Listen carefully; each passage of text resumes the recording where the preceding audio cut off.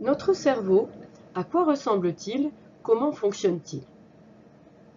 Le cerveau ressemble à une noix, une grosse noix de 1,5 kg quand même. Et comme la noix, le cerveau est protégé par une coque, la coque étant le crâne. Comme la noix, notre cerveau est plein de plis et de replis.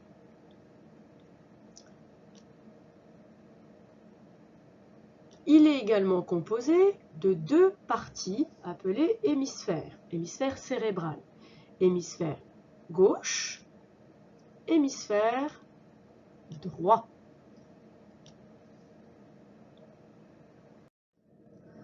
Associé au cerveau, on trouve en plus, beaucoup plus petit et en dessous, le cervelet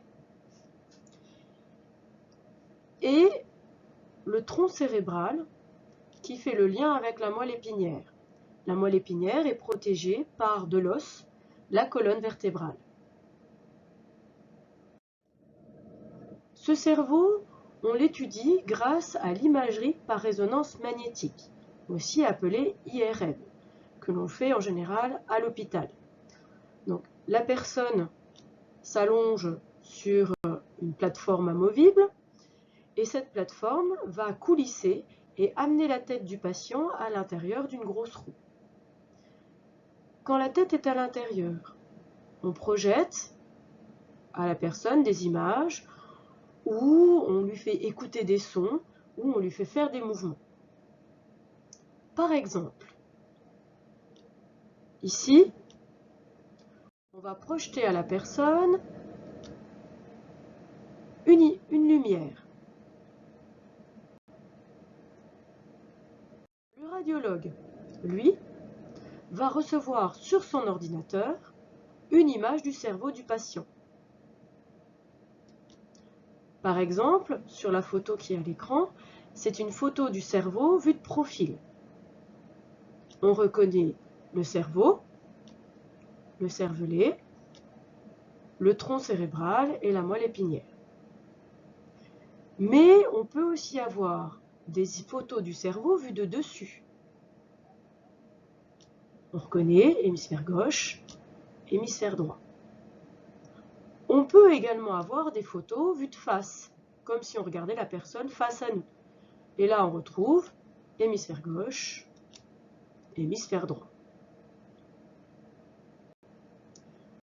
Sur ce cerveau apparaissent des taches lumineuses. Vous la voyez?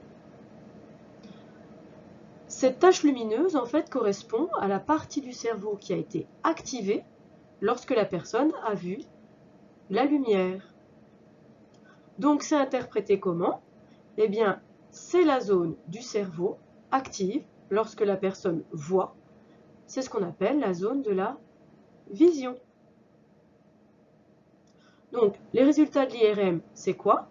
C'est une image du cerveau sur laquelle apparaissent des zones colorées. Ces zones colorées, c'est la zone active du cerveau lorsque la personne voit ou entend ou bouge. Tout ce que je vous ai raconté, toutes les images que je vous ai montrées proviennent de différents sites, dont il y a la liste sur cette diapo. Un site que je vous invite à regarder plus précisément, c'est le site du Canopé. Il y a plein de vidéos, dont une en particulier qui s'appelle le fonctionnement du système nerveux, et elle est très intéressante et vous apprendra un petit peu plus de choses. Et vous permettra aussi de réviser tout ce qu'on a vu.